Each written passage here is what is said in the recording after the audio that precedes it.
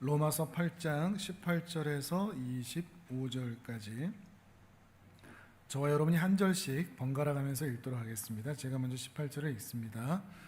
생각하건대 현재의 고난은 장차 우리에게 나타날 영광과 비교할 수 없도다. 고도하는 바는 하나님의 아들들이 나타나는 것이니 피조물이 허무한데 굴복하는 것은 자기 뜻이 아니요 오직 굴복하게 하시는 이로 말미암음이라.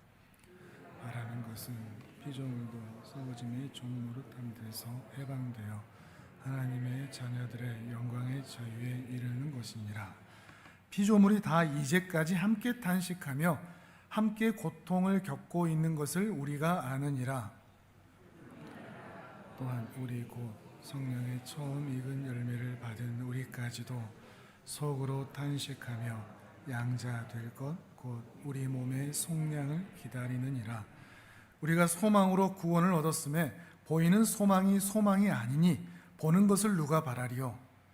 만일 우리가 보지 못하는 것을 바라면 참음으로 기다릴지니라. 아멘.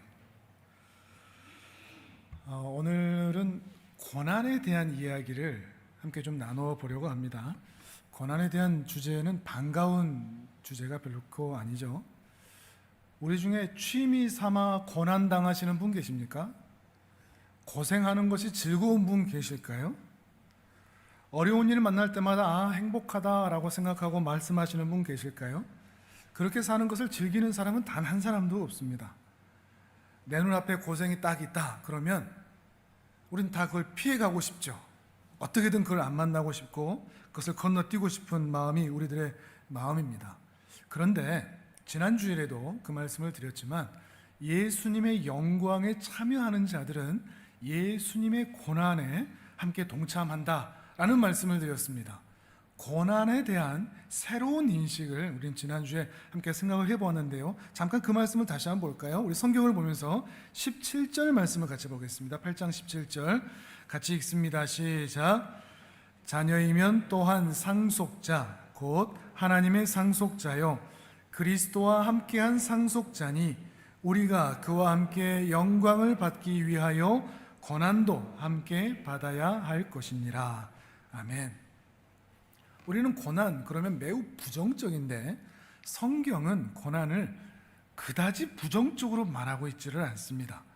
여기서 이 고난에 함께 참여해야 된다, 고난도 함께 받아야 된다 이 말도 예수 그리스도의 영광에 참여하여 그 예수 그리스도의 은혜로 말미암아 공로로 말미암아 하나님의 집의 양자가 된 사람들은 그 하나님의 집에 있는 좋은 것들, 그 혜택들을 누린다고 했습니다. 그것이 영광을 받는 것이죠. 그런데 그 영광, 그 좋은 것, 그 혜택을 누릴 뿐만 아니라 양자가 되었으니 그 친자이신 예수 그리스도께서 그 집을 위하여 감당하시고 책임지시고 부담되시는 그 일에 우리 양자들도 함께 참여해야 된다 하는 그 말씀이라고 말씀을 드렸죠. 곧 우리를 하나님 나라의 공동 상속자로 만드시기 위해서 예수님께서 흘리셨던 그 눈물, 그 피, 그 십자가, 그 부담, 그 책임, 이것을 예수님과 함께 동고동락하면서 희로애락을 함께 공유하는 자로 예수님과 함께 나란히 서는 것이라 이런 말씀을 드렸습니다. 양자됨의 은혜, 그 하나님의 자녀됨의 은혜가 너무나 크고 너무나 감사하다면 주께서 주신 은혜가 너무나 감사할 뿐만 아니라 그 은혜를 함께 누리니 예수님과 함께 고난받는 것도 예수님과 함께 하나님의 집을 위하여 짐을 지는 것도 감사할 수 있다는 말이라는 것입니다. 기쁜 마음으로 예수님의 고난에 함께 동참할 수 있다는 것이죠.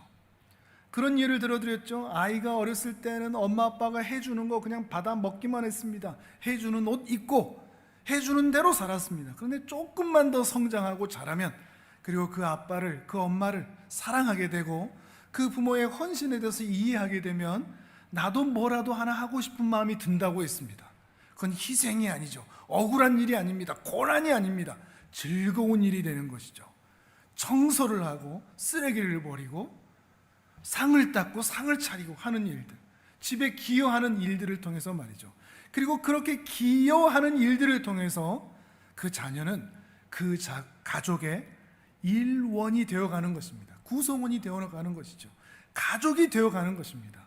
날이 갈수록 그 소속감이 늘어가고 책임감이 커져가는 것이죠.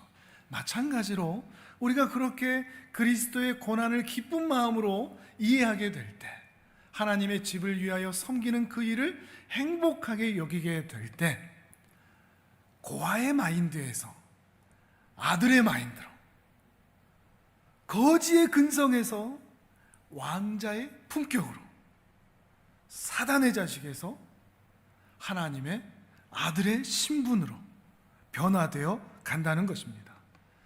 이렇게 신자에게 고난은, 고생은, 헌신은, 희생은, 부담은, 책임은 매우 큰 유익을 준다는 것이죠. 고난이 그래서 신자에게는 매우 큰 유익이 되는 것입니다. 우리 사람도 그렇죠. 성장통이라고 그러죠. 한번 앓고 나면 아이들은 부쩍부쩍 크죠. 아침에도 집사님과 그런 얘기를 잠깐 했는데, 어린 아이가 한번 앓고 나면 뒤집고, 그랬던 아이가 또 뒤집은 다음에 또 앓고 나면 일어서고 앉고, 앉았던 아이가 또 일어서고, 또 앓고 나면 또 걷고, 성장통을 통해서 아이는 자라는 것입니다. 마찬가지로 우리가 만나는 고통과 고난을 통해서 우리는 성장합니다. 우리의 성장의 촉진제, 이것이 바로 하나님 나라에서는 고난이라는 것이죠. 바꿔 얘기하면 고통 없이, 눈물 없이, 쓰디쓴 아픔과 괴로움 없이 성장할 수는 없습니다. 정말 없습니다. 잘하지 못합니다. 우리가 인생에서 만나는 고통과 고생과 고난이 그렇게 싫은데도 그 고통 때문에 우리는 자라납니다. 나를 힘들게 하는 그 사람이 정말 밉고 앞으로도 보기 싫은데 그 사람 때문에 내가 마음이 넓어지는 사람이 될 수 있습니다. 내가 좋은 사람이 될 수 있다는 것입니다. 고통은 싫지만 그 고통으로 인해서 우리의 삶이, 또 우리의 신자됨이 더욱 성장한다는 것이죠. 참 아이러니죠. 하지만 이 고난이 이렇게 좋은 것입니다 라고 말할 때는 지금 내게 고난이 없을 때만인 것 같습니다. 고난이 유익이야 이렇게 말하는 사람치고 지금 힘든 일이 있는 사람들이 많지 않다는 거죠. 누군가 힘든 일이 있을 때 말하긴 쉽습니다. 그런 고난이 있으면 오히려 우리의 성장이 되는 거야. 근데 자기가 힘들면 그 말이 안 나옵니다. 그렇지 않습니까? 내가 막상 힘들면 고난이 유익이야 이 말이 나에게서 안 나오는 겁니다. 왜 그럴까요? 사실 우리의 깊은 내면 안에는 기대감이 있거든요. 어떤 기대감이 있죠? 그래도 고난이 그렇게 유익이라는 것을 잘 알고 있지만 내가 예수님을 믿어드리고 하나님의 자녀가 되어드리고 하나님도 나를 사랑하시고 내 기도도 들어주신다고 하셨으니 그래도 내 인생에는 다른 사람하고는 틀리게 조금 더 여유롭고 평안하고 고통 없고 고민 없는 그런 삶을 주실 것이다. 이게 우리 모든 신자에게 다 있는 기대라는 겁니다. 그런데 그게 그렇게 되나요? 우리 모두는 그 고난을 만날 수밖에, 고생을 만날 수밖에 없는데 말이죠. 막상 그런 고난을 만나면, 힘든 일을 만나면, 또 상처받는 일을 만나면 그 기대가 무너져서 하나님께 섭섭한 마음이 들고 서운한 마음이 드는 거죠. 그때마다 우리 안에 드는 의문사가 있죠. 왜? Why God? Why me? 왜 하나님? 이게 뭡니까? 왜 납니까? 왜 지금입니까? 이거 대체 뭡니까? 시편에서 시인들은 이렇게 질문을 했죠. 어찌하여 왜 내게 이런 대접을 하시는 겁니까? 고난이 유익이다라는 것을 우리는 머리로는 너무나 잘 알지만 막상 고난을 만나면 이 고난의 긍정적인 요소들, 영적인 요소들은 다 잊어버리고 고난의 부정적인 요소들만 생각나면서 하나님께 대한 서운한 마음이 드는 것입니다. 왜 그럴까요? 왜 우리는 자꾸 이걸 잊어버릴까요? 고난이 유익이라는 사실을. 먼저는 우리 악한 본성 때문입니다. 죄인된 본성. 처음에도 말씀드렸지만 우리는 늘 좀 편하고 싶어 합니다. 대가를 치르고 싶어 하지 않습니다. 우리가 하나님께 엄청난 은혜를 받았으면서도 그 하나님의 집을 위한 의무, 책임, 이것은 안 지고 싶어 합니다. 부담지고 싶어 하지 않고 책임지고 싶어 하지 않습니다. 좋은 혜택만 누리고 싶어 하는 우리 안에 이 본성이 있습니다. 그리고 이러한 본성을 자극하는 잘못된 신학들도 있습니다. 우리나라뿐만 아니라 모든 세계에도 작동하고 있는 잘못된 신학이 있는데, 특히 우리나라 같은 경우는 이 세 가지 신학이 있습니다. 첫 번째, 율법주의. 이렇게 살아야 돼, 저렇게 살아야 돼, 계명을 지켜야 복을 받아, 그렇게 하면 복 못 받아. 율법주의. 또 하나, 신비주의.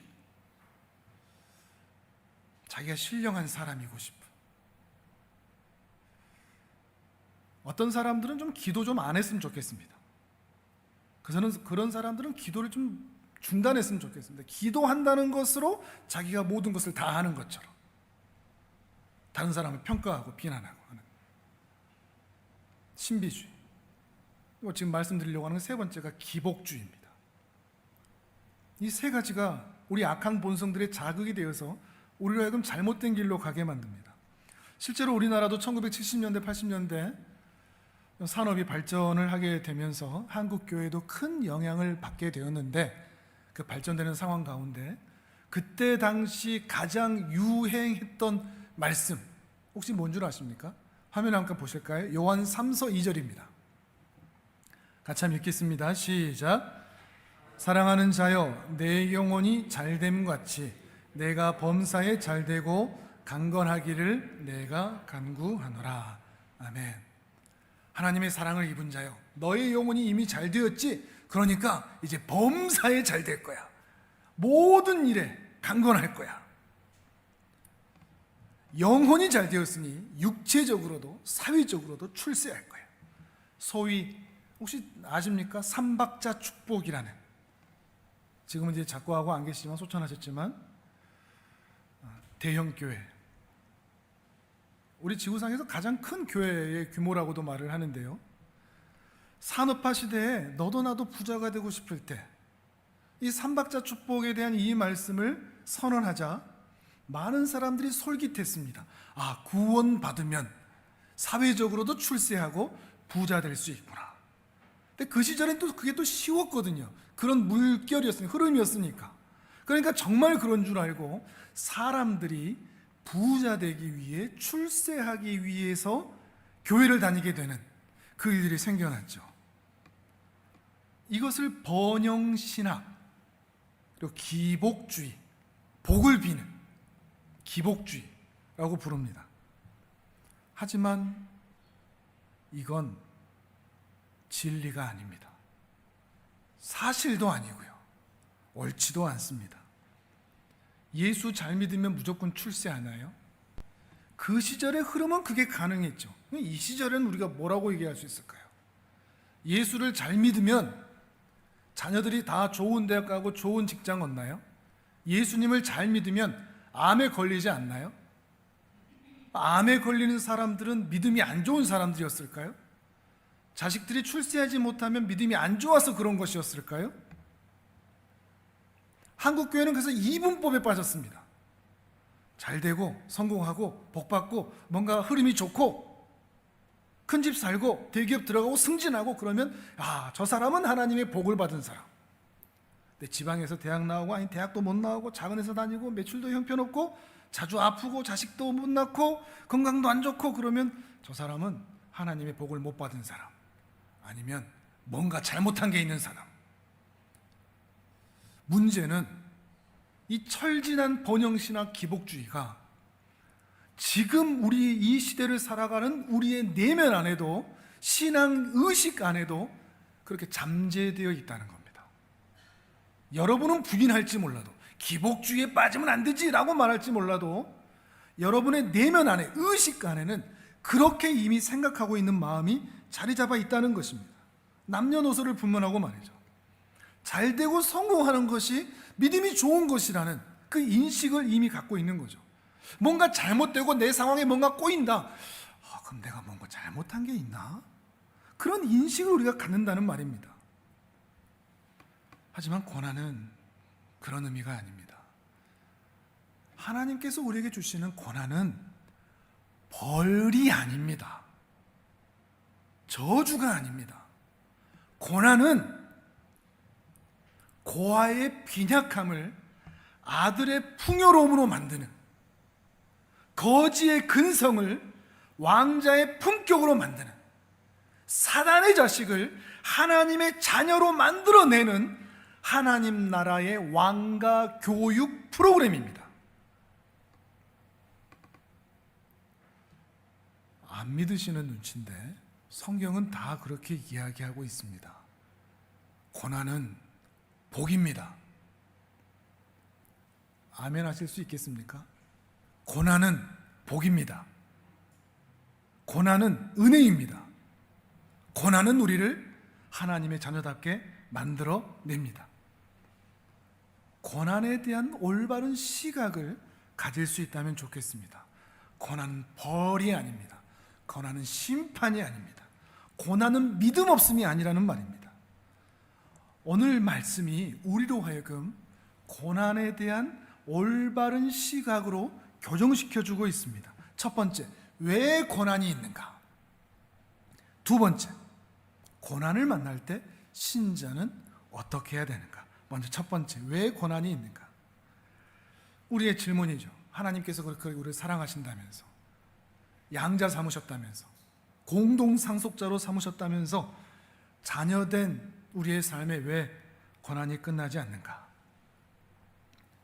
무속신앙인들은 이럴 때 뭐라고 얘기하죠? 도를 아십니까? 이렇게 길거리에서 찾는 사람들은 그런 고난의 이유를 뭐라고 얘기하죠? 조상 탓 그러죠. 조상님들께 뭐 이러죠.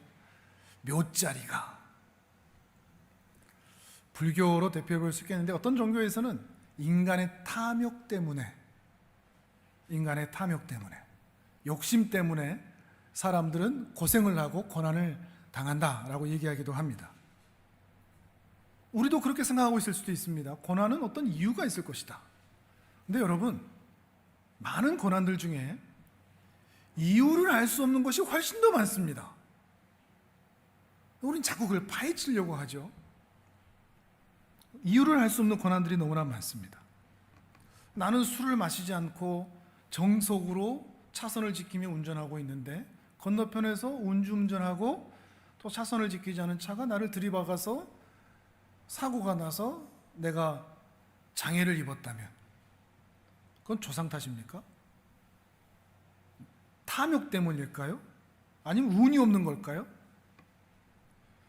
카페에 갔는데 거기에 코로나 환자가 자기가 코로나 걸린지도 모르고 앉아서 커피를 마시는데 그 근처에 있다가 내가 코로나에 걸렸다. 그래서 내 일상이 무너졌다. 그러면 조상 탓입니까? 욕심 때문입니까? 어떻게 설명할 수 있죠? 우리 IMF 때 열심히 살아가고 있는데 국가정책을 운영하는 그 몇몇 사람들이 잘못 운영하는 그 바람에 IMF 사태가 일어나서 부도나고 했는데 그건 누구 탓입니까? 조상 탓입니까? 그것도? 태어난 지 며칠 되지 않은 영아가 심장이 멎는 일이 생겼다면 그건 어떻게 해석할 수 있죠? 고난의 원인은 우리가 알 수 없습니다. 자꾸 누구 탓이라고 가리키지 마십시오. 내 탓도 아니고 아내 탓도 아니고 남편 탓도 아닙니다. 부모 탓도 아니고 자식 탓도 아니고 건강 탓도 아닙니다. 고난에 대한 대답은 오직 하나님만 우리에게 주실 수 있습니다. 하나님만 우리에게 알고 계셔서 우리에게 알려주실 수 있습니다. 그리고 하나님께서는 이 세상에 고난이 있는 이유, 고생이 있는 이유를 딱 한 가지로만 말씀하십니다. 뭘까요?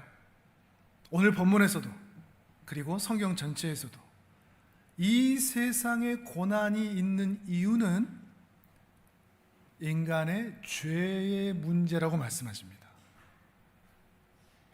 죄로 인한 타락이라고 말씀하십니다. 죄로 인하여 타락된 세상에서 살고 있는 것으로 인하여 우리 모두는 고생과 고난을 만난다는 것입니다. 그리고 그 고생 때문에 우리는 고통하고 신음하고 절규하고 있는 것이죠. 자, 오늘 보면 성경을 보시면서 20절과 21절을 같이 한번 읽어보실까요? 20절, 21절 같이 읽습니다. 시작. 피조물이 허무한데 굴복하는 것은 자기 뜻이 아니요 오직 굴복하게 하시는 이로 말미암음이라. 그 바라는 것은 피조물도 썩어짐의 종노릇한 데서 해방되어 하나님의 자녀들의 영광의 자유에 이르는 것이니라. 아멘. 피조물이 허무한데 굴복하고 있다. 피조물이 썩어짐의 종노릇을 하고 있다. 이렇게 평가를 하고 있습니다. 근원적인, 우리가 인생에서 만나는 고난과 고생의 근원적인 이유를 지금 파헤치고 만나고 있는 것입니다.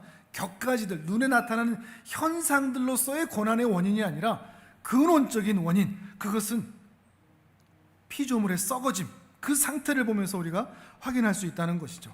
근데 이 피조물의 썩어짐이 어디에서 등장을 하는가 하면 창세기 3장 최초의 범죄의 현장에서 하나님께서 그 죄의 책임을 묻는 장면에서 피조물의 썩어짐의 상태가 무엇인지를 우리에게 보여주고 있습니다. 창세기 3장을 보겠습니다. 화면을 보셔도 괜찮습니다. 성경을 찾으시면도 좋고요. 찾으시면 더 좋고, 그렇지 않으신 분들은 화면을 보시면 되겠습니다. 창세기 3장 17절에서 19절 같이 읽도록 하겠습니다. 시작. 아담에게 이르시되 내가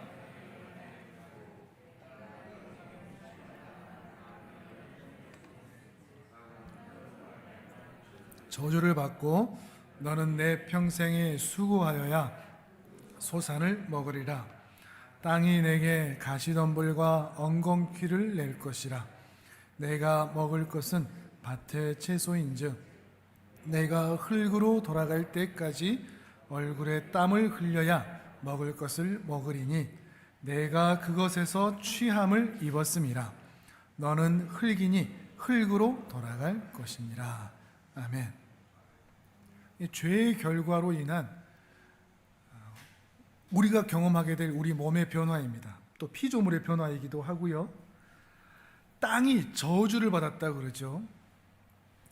근데 평생에 수고해야만, 그러니까 이 저주가 있기 전에는 사람이 수고하지 않았어도 그 열매를 먹을 수 있었을 것인데, 그러나 이제 저주를 받은 이후로는 수고해야 그 땅의 열매를 먹을 수 있는데, 근데 수고했는데 나오는 결과가 뭐죠? 18절에 보니까 아름다운 열매가 아니라 가시덤불과 엉겅퀴라고 얘기합니다. 수고했는데 고생만 한 거죠. 가시덤불과 엉겅퀴만 나오는 거죠. 나오는 것은 밭의 채소뿐이고 땀을 흘려야만 먹을 수 있는데 결국에는 흙으로 돌아가게 될 것이다. 죽음에 대한 이야기를 하고 있는 것입니다. 창세기 3장에서 나오고 있는 이 아담과 하와의 사건, 그리고 이 저주의 사건, 이것은 동화, 우화, 신화가 아닙니다.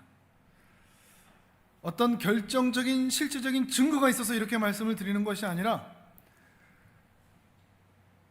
이로 인한 결과가 오늘 우리의 삶에 결정적으로 미치고 있기 때문이죠. 바로 죄입니다. 우리가 지금 현재 겪고 있는 이 피조물의 탄식들, 그저 가시덤불과 엉겅퀴만 낼 수밖에 없는 이 피조물 세계에서 살아가고 있는 그 비참과 고생의 현실, 이것에 대한 원인이 이 아담과 하와의 사건으로밖에 해석할 수밖에 없기 때문입니다. 그들로 인하여 우리가 이 저주 가운데 있기 때문이죠. 이 땅에 고난이 있을 수밖에 없는 이유, 이 땅이 죄의 저주 아래에 있기 때문이라는 것입니다. 실제로 창세기 3장의 이 말씀대로 세상이 그렇게 돌아가고 있지 않습니까? 고생해도 우리는 그 대가를 온전히 얻어내기가 쉽지 않은 세상에서 우리가 살아가고 있을 뿐만 아니라, 지진이 왜 일어나죠? 태풍은 왜 다 쓸어가 버릴까요? 홍수와 쓰나미는 또 왜 일어나죠? 반대로 혹독한 가뭄은 또 왜 일어날까요? 미세먼지, 코로나, 이런 자연환경의 변화. 더 이상 인간이 어떻게 해볼 수가 없는 상태가 지금은 되어버렸습니다. 특히 19세기 산업혁명이 일어난 이후에 인구가 기하급수적으로 늘어났거든요. 지구의 인구 변화를 이렇게 기록해 놓은 표 같은 게 있는데, 수천 년, 수만 년 전에는 인구수가 그렇게 많지가 않았습니다. 그런데 언제 이렇게 평평하게 이렇게 갔다가 언제 이렇게 올라갔는가 하면 산업혁명 때입니다. 그때 이후로 인구의 수가, 그래프가 급속하게 올라갔거든요. 사람의 수가 늘어나면서 산업이 발전하면서 세계 가운데 그러한 자연환경의 몸살을 경험하게 된 것이죠. 우리 주변에서도 자주 듣는 소식이기도 하고요. 폭염, 폭우, 폭설, 폭풍. 올해도 정말 덥지만 내년에는 아마 더 더울 겁니다. 우리 모두가 다 예상할 수 있는 그런 상황이죠. 자연환경을 보면 우리가 탄식이 나오지 않습니까? 어떻게 될까? 10년 뒤, 20년 뒤 지구는 어떻게 변할까? 에덴 동산에는 없었던 일들이 지금 우리가 살아가는 지구상에서는 아주 충만하다는 것입니다. 태평양 한가운데 쓰레기산이 있다는 것 알고 계시죠? 바다 새들의 그 배를 갈라보면 플라스틱 조각들이 나오고 라이터, 병뚜껑 이런 것들이 나오기도 하고, 전쟁이 지금 1년이 넘었는데 종식될 기미가 없고 강대국들도 그걸 방치하고 있습니다. 방관하고 있는 거죠. 어떻게든 자기 나라의 패권을 쥐기 위해서 싸우고 있는 그런 상황도 보고요. 환경과 기후가 더 좋아질 것이라는 기대감도 우리에게도 없는 것도 사실이고요. 탄식이 저절로 나오죠. 어떻게 될까? 어떻게 변할까? 그러면서도 희망을 조금은 가져봅니다. 더 나아질 수 있을까? 회복될 수 있을까? 인류에게 내려진 이 죄의 심판의 저주, 이것이 거두어지고 새하늘과 새 땅이 이루어질, 완성이 될 그날이 또한 올까? 이런 탄식을 함께 하기도 하죠. 피조물이 죄 가운데 탄식한다 하는 말이 바로 이런 의미인 것입니다. 근데 우리의 탄식이 나오는 것은 자연 환경만이 아니죠. 인간 환경을 보면 더 심합니다. 저녁에 뉴스 볼 때마다 이 범죄 현장의 이야기를 들어보면 끔찍하지 않습니까? 이렇게까지 한다고? 백주대낮에? 최근에 들어오는 이 뉴스들을 보면 정말 끔찍합니다. 묻지마 흉기 난동, 폭행, 사기, 절도, 음주, 운전, 그로 인하여 생겨나는 무수한 피해자들. 세상이 어찌 되려고 탄식이 저절로 나오죠. 거기다가 이 문제를 해결해야 될 정치 지도자들, 기득권만 차지하고 있고, 경제 지도자들, 이권만 얻으려고 하고, 종교 지도자들, 정신 못 차리고 있는 그런 상황들을 보고 있습니다. 근데 문제는 환경도 그렇고 다른 사람도 그런데, 나를 들여다봐도 나는 괜찮냐? 그렇지는 않습니다. 나의 내면에 잠재되어 있는 그 분노, 그 미움, 시기, 질투, 비난, 험담, 욕설, 탐욕, 잘 안 드러나고 가면을 잘 쓰고 다녀서 그렇지, 내 자신의 모습을 보면 다른 사람과 다르지가 않습니다. 만약에 내 손에도 칼이 쥐어졌다면, 이 칼을 휘두를 용기가 있었다면, 또는 제정신이 아니라면 나를 괴롭히는 그 사람을 향해서 나도 이 칼을 휘둘렀을지 모릅니다.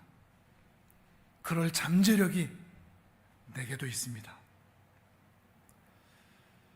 머리끝부터 발끝까지 이런 잠재력을, 언제든지 죄를 지을 준비를 하고 있는, 준비가 되어 있는 인간들의 틈 사이에 살아가고 있으면서 고통 없는 삶을 원한다, 고생 없는 삶을 원한다, 평안하고 싶다, 마음이 안 다치고 싶다, 시험이 없고 싶다, 그냥 늘 좋고 싶다?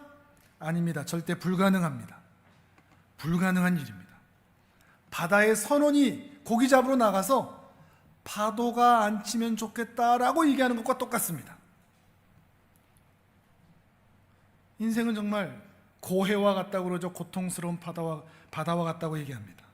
고통과 고생이 끊임없이 몰려드는, 죄악이 넘실대고 탐욕이 출렁이는 인생이 바로 우리의 인생이라는 것입니다. 이것이 이 세상의 실태입니다. 죄의 저주 아래에 있는 이 세상의 실태입니다. 그리고 이게 우리가 오늘 고생하는 이유입니다. 우리가 이 세상에 살고 있습니다. 그런데 고생이 없는 삶을 살 수 있을까요? 이 세상에서 평안하길 바라시나요? 제가 여러분에게 우울하게 만들고 좀 감정이 급히 좀 다운이 되죠. 여러분에게 무기력하게 만들려고, 또 절망적으로 만들려고 이 말씀을 드리는 게 아닙니다. 중요한 질문을 하기 위해서 암울한 이야기를 먼저 드렸습니다. 그렇다면 우리가 피할 수 없는 이 고난에 대해서 우리는 어떻게 반응해야 할까 하는 것입니다. 피할 수 없고 벗어날 수 없는 이 고생과 고난을 만난다면 우리 신자들은 어떻게 살아야 될까? 오늘 보면 24절과 25절에 그 힌트가 있습니다. 성경을 보면서 24절, 25절을 우리 같이 읽습니다. 시작. 우리가 소망으로 구원을 얻었음에 보이는 소망이 아니니 보는 것을 누가 바라리요? 만일 우리가 보지 못하는 것을 바라면 참음으로 기다릴지니라. 아멘. 아멘. 무슨 말이죠? 눈앞에 있는 고난, 눈앞에 이 고난과 고생을 보면 그 고생에 의해서 눈이 가려져 있지 말고 이 고난 너머에 있는 그 뒤에 있는 소망을 보라는 이야기입니다. 고난에 의해서 앞이 가려져 있지 말고 이 고난만 보지 말고, 고난이 마치 모든 것의 전부인 것처럼 보지 말고 이 고난 너머에 있는, 이 고난 뒤에 있는 영광의 나를 바라보라는 것입니다. 고난 너머의 영광을 소망하라. 하나님의 대답은 소망입니다. 소망입니다. 신앙생활에 있어서 이 소망이라는 것은 매우 중요합니다. 오늘을 살아가는 믿음은 소망을 먹고 삽니다. 괜찮아질 거야 라는 소망이 있으면 오늘을 살 수 있습니다. 근데 희망이 없다 그러면 오늘을 믿음으로 살 수가 없습니다. 신자의 믿음은, 오늘의 믿음은 미래에 대한 소망을 어떻게 작동시키냐에 의하여서 결정된다는 거죠. 마라톤 42.195km, 5km, 3km도 뛰기 힘든데 42km 어떻게 뛰죠? 결승선의 영광을 바라보죠. 반드시 그 결승선이 있을 줄 알고 임신을 하고 아이를 품에 안으면 그 기간 동안 입덧하고 임신 중독하고 밤마다 힘들고 무거워지고, 그런데도 힘들다고 해서 아이를 없애버리지 않은 이유가 뭐죠? 10달 뒤에 그 아이를 내 품에 품을 것이다 라는 소망. 돌이나 나무를 막 깎고 다듬고 쪼개고 패면서 조각가가 작품을 만들어 갑니다. 근데 돌과 나무는 이해할 수가 없죠. 그만 좀 쪼세요. 그만 좀 때리세요. 왜 깎아내는 거예요? 왜 패는 거예요? 아파요. 그만 좀 하세요. 하지만 조각가는 돌과 나무는 이해할 수 없는 계획이 있습니다.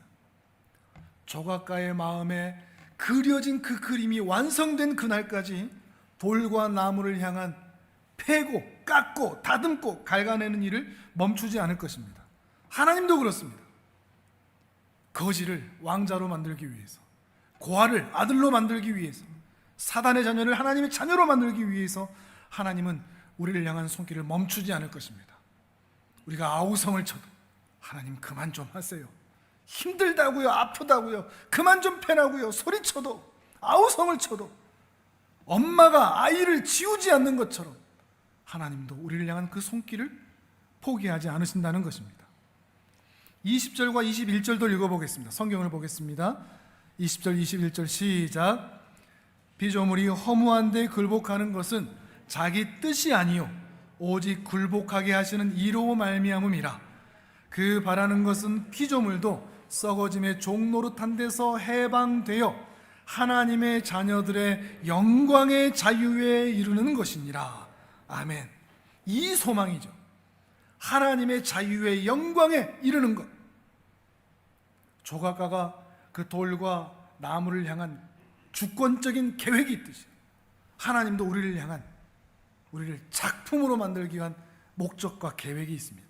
그리고 마라톤의 결승선이 있듯이, 출산하는 그 날이 있듯이 그 작품이 완성되는 날이 우리에게도 반드시 옵니다. 성경에서는 그날을 예수님이 다시 오시는 날이라고 표현합니다. 재림의 날. 우리는 그날 영광스럽게 변화될 것입니다. 표를 하나 보여주실까요? 좀 보일지 모르겠습니다. 인간의 사중 상태로 되어 있는데요, 한 신학자가 얘기하는 것인데, 인간이 태초부터 지금까지, 아니 완성될 때까지 어떤 변화가 있는가, 네 가지로 표현하고 있습니다. 첫 번째, 타락전 인간의 상태. 타락전 인간의 상태면 아담과 하와밖에 없죠. 그때는 어떤 상태일까요? 하나님께서 완전하게 창조하셨습니다.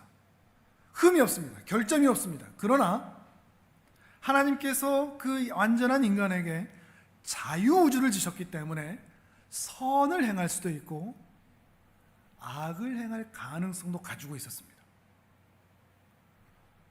그 가능성을 가지고 선을 행했어도 되고, 우리가 그와 같을 줄을 아는 것은 그의 참모습 그대로 볼 것이기 때문이니.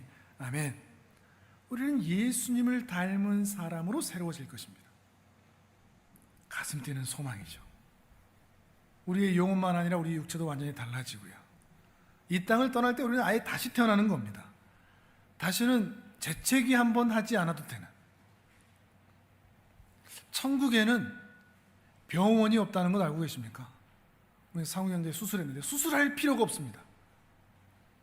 천국에는 장례식장도 없습니다. 좋지 않습니까? 요한계시록 21장에서 그 얘기를 해주고 있습니다. 또 화면을 보시죠. 요한계시록 21장 3절과 4절입니다. 같이 읽습니다. 시작. 내가 들으니 보좌에서 큰 음성이 나서 이르되, 보라, 하나님의 장막이 사람들과 함께 있음에 하나님이 그들과 함께 계시리니 그들은 하나님의 백성이 되고 하나님은 친히 그들과 함께 계셔서 모든 눈물을 그 눈에서 닦아주시니 다시는 사망이 없고 애통하는 것이나 곡하는 것이나 아픈 것이 다시 있지 아니하리니 처음 것들이 다 지나갔음이로라. 아멘. 그 고생의 날이 다 지나간 겁니다.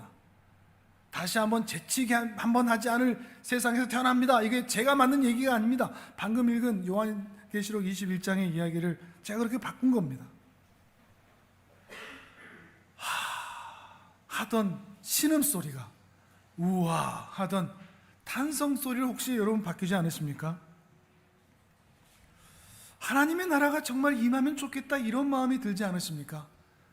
이곳에 살고 싶지 않습니까? 하나님의 나라가 정말 그런 곳이라면 영원히 이곳에 살고 싶지 않습니까? 그 나라에 들어가고 싶지 않습니까? 영원한 하나님의 나라는 어떤 나라일까?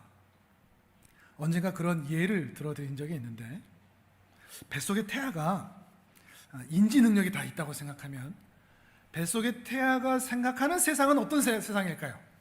매우 좀 단순하겠죠. 빛도 없고 그냥 꺼놓고 양수, 물 같은 게 있고 탯줄이 있어서 거기로 내 영양분이 보충이 되고, 그리고 밖에는 엄마 아빠의 음성도 좀 들리고, 이 정도일 건데, 이 뱃속의 태아가 막상 나왔을 때, 그에게 인지 능력이 오늘 우리처럼 있다고 했을 때, 그 뱃속에서 나와서 보는 이 세상이 이렇게 휘황찬란할 것이라고 예상이나 했을까요? 전혀 차원이 다르지 않습니까? 뱃속에서 그 태아가 생각했을 세상과 우리가 직접 경험하는 이 세상과, 저는 천국도 그럴 것이라고 생각합니다. 우리가 생각하는, 상상하는 천국은 이 세상, 우리가 지금 살고 살아가는 이 세상에서의 최고급으로만 갖다 놓습니다. 그래서 천국 가면 우리도 날개가 있을 거야. 자유롭게 막 날아다닐 거야. 또는 천국에 가면 막 보석, 금 이런 게 막 지배돼 있고 깔려 있고, 뭐 천국 갔다 왔다는 분들이 막 천국을 그렇게 예상하는데, 저는 전혀 사실이 아니라고 생각합니다. 그거는 우리 수준에서, 뱃속의 태아가 생각하는 수준에서 예상할 뿐이지, 천국은 차원이 다르다고 저는 믿습니다. 전혀 차원이 다를 겁니다. 우리가 생각하고 예상하는 천국, 여러분이 생각하는 예상하는 천국에다가 곱하기 만, 곱하기 억 정도는 하셔야 될 겁니다. 그것이 천국일 것입니다. 한 예를 하나 들어드리죠. 이사야서 11장 6절 말씀입니다. 또 화면을 보시죠. 성경을 또 찾아보셔도 되고요. 이사야서 11장 6절에서 9절입니다. 같이 읽습니다. 시작. 그때의 이리가 어린 양과 함께 살며 송아지와 어린 사자와 살진 짐승이 함께 있어 어린아이에게 끌리며 암소와 곰이 함께 먹으며 그것들의 새끼가 함께 엎드리며 사자가 소처럼 풀을 먹을 것이며 젖먹는 아이가 독사의 구멍에서 장난하며 젖된 어린아이가 독사의 굴에 손을 넣을 것이라. 내 거룩한 산 모든 곳에서 해됨도 없고 상함도 없을 것이니 우리는 물이 바다를 덮음같이 여호와를 아는 지식이 세상에 충만할 것임이니라.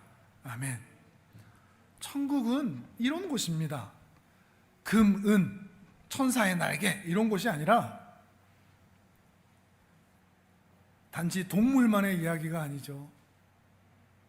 죄로 인하여 생겨난 모든 약육강식, 고생, 고난의 원인, 미움, 싸움, 다툼, 질투, 분노, 살인,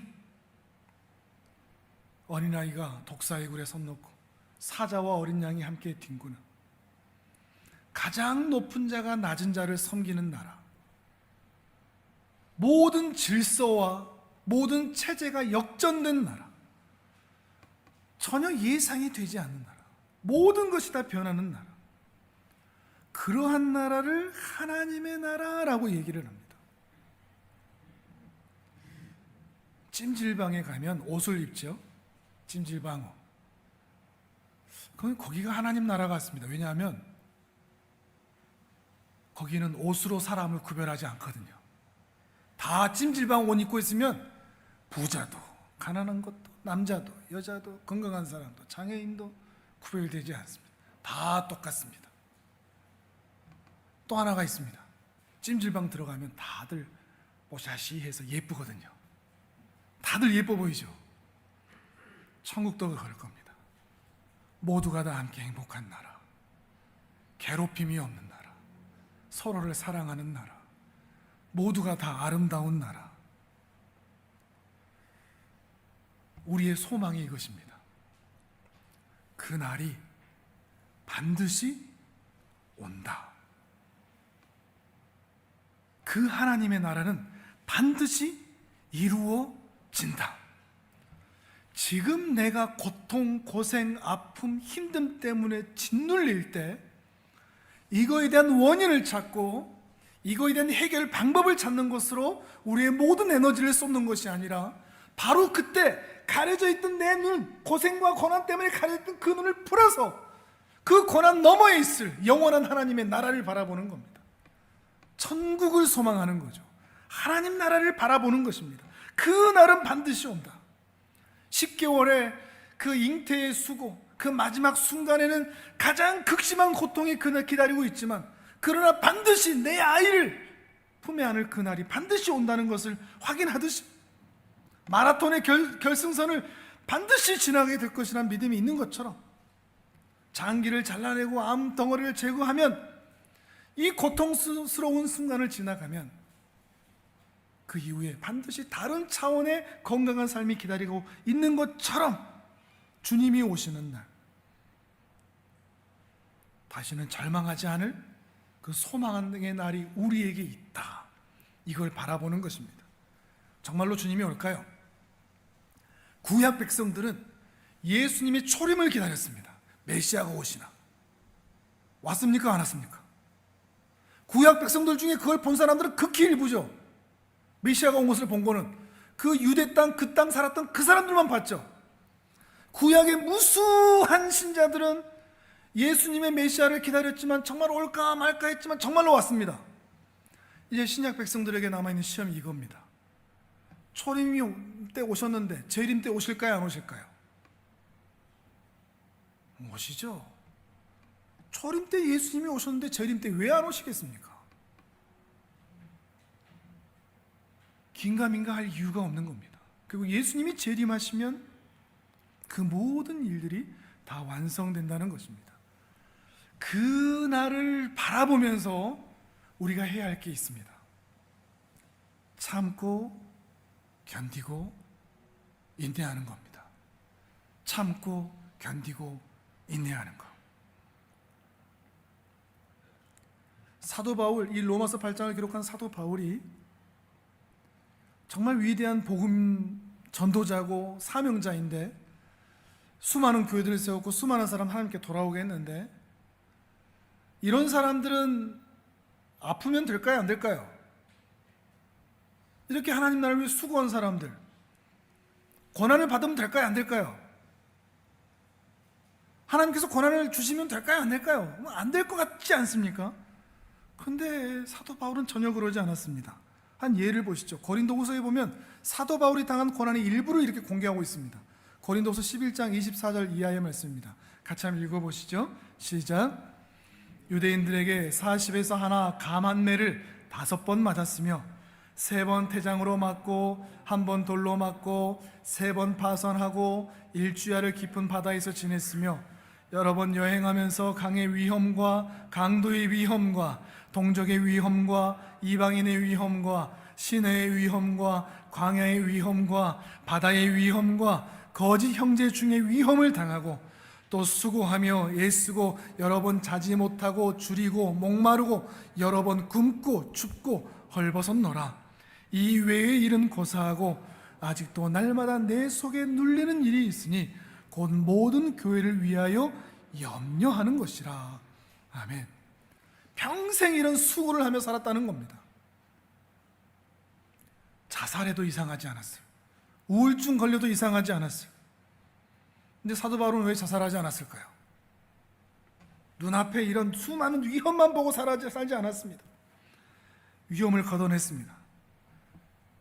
그 고난을 걷어냈습니다. 고난 너머에 하나님 나라의 영광, 그것을 바라봤다는 것입니다. 오늘 보면 18절을 읽어보겠습니다. 18절입니다. 시작. 생각하건대 현재의 고난은 장차 우리에게 나타날 영광과 비교할 수 없도다. 아멘. 여러분이 오늘 당하고 있는 인생의 고난의 무게, 이것과 하나님 나라의 영광의 무게, 지금까지는 이 고난이 훨씬 더 무거웠을 겁니다. 근데 오늘 이후로는 하나님 나라의 영광의 무게가 훨씬 더 무거워지시기를 바랍니다. 이게 믿음입니다. 이걸 바라보면서 견디는 겁니다. 한 번 더 읽어보겠습니다. 24절 25절입니다. 같이 읽습니다. 시작. 우리가 소망으로 구원을 얻었음에 보이는 소망이 아니니 보는 것을 누가 바라리요. 만일 우리가 보지 못으로 기다릴지니라. 아멘. 하나님 나라가 보이면 다 믿죠. 근데 우리가 보는 것은 아니라 그럽니다. 저를 따라서 한번 해보실까요? 참아보자. 그게 안 되면 견뎌보자. 버텨보자. 이게 우리의 신앙인의 삶의 모습이길 바랍니다. 참아보고 그게 안 되면 견뎌보고 견뎌도 안 되면 버텨보는 겁니다. 근데 오늘날 세태는 어떻죠? 도망가죠. 아유, 회사 생활 못하겠다, 그만두자. 결혼 생활 못 해먹겠다, 도망가자. 아이도 버리고 가정도 버리고 교회 생활도 신앙 생활도 못하겠다, 도망가자. 끝냅니다. 그러지 않으시기를 바랍니다. 우리는 도망갈 것이 아닙니다.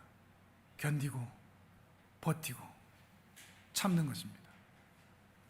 소망이 여러분에게 오늘을 사는 믿음이 되시기를 바랍니다. 사단은 여러분에게 소망을 잘라냅니다. 안 될 거야, 안 될 거야. 그 사람 안 바뀌어, 안 바뀌어. 여러분도 그렇게 말하고 있다면 여러분이 사단에게 잠식된 겁니다. 아니야, 그 사람 바뀔 거야. 괜찮아질 거라고. 제가 우리 주변에서 만나는 사람들에게 함부로 평가하지 않는 이유가 그겁니다. 하나님이 하시면 그 사람들 바뀌거든요. 그래서 저는 부정적이지 않습니다. 부정적인 말도 하지 않습니다. 하나님이 하십니다. 소망입니다. 이 상황 하나님이 하실 거야. 하나님이 일하실 거야. 안 될 거야. 이런 생각 들거든 쌀 잘라버리십시오. 소망으로 오늘을 견뎌내어 믿음의 삶을 끝까지 살아내시는 존귀한 하나님의 사람들 되시기를 주님의 이름으로 축복합니다. 아멘. 우리 전 함께 기도하겠습니다.